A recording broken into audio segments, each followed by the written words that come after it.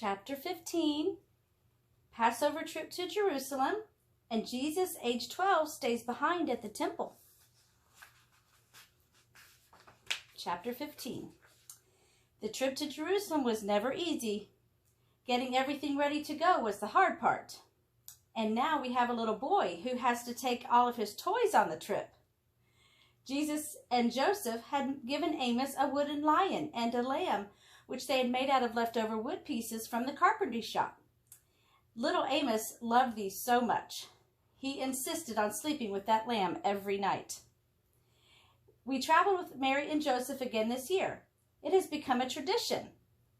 It also makes more sense. Traveling in large groups keeps you safe from robbers and bandits. They won't bother a large party. We men take turns staying awake to watch for any trouble.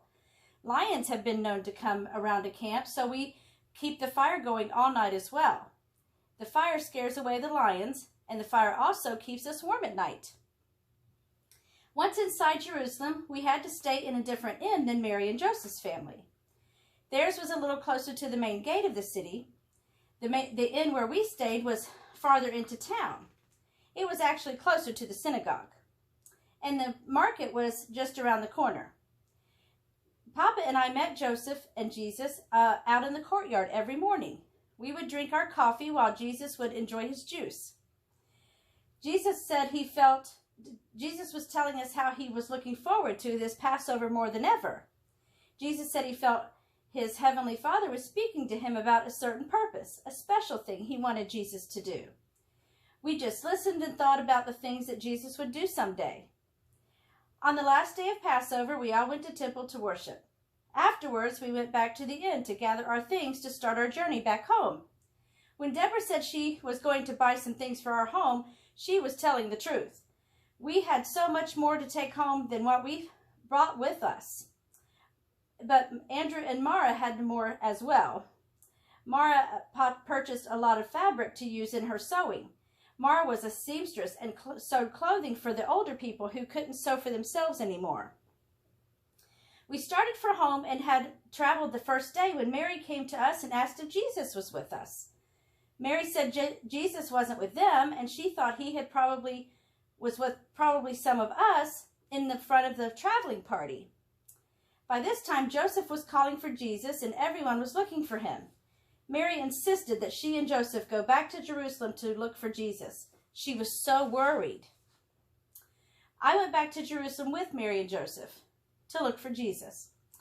After our day of traveling back to the city, we spent the night praying for Jesus' safety. It was such a big city. The next morning, we started out early asking everyone if they had seen Jesus. We went to the market, the well, the courtyards, but we couldn't find him. The next day, we went to the temple to ask the priests if they had seen Jesus.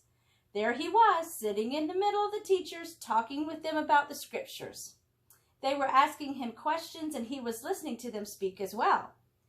The teachers were amazed at Jesus' knowledge and wisdom at the age of 12. Mary ran up to him and hugged him. "Son," she said, "why have you treated us this way? Your father and I have searched for you for 3 days, and we're so worried." Jesus gently took Mary's hand and said, "Mother, why are you looking for me? Don't you know I have to do what my Heavenly Father wants me to do?" Then he told the teachers goodbye, and we all started our journey back. Mary was very quiet on the way back home.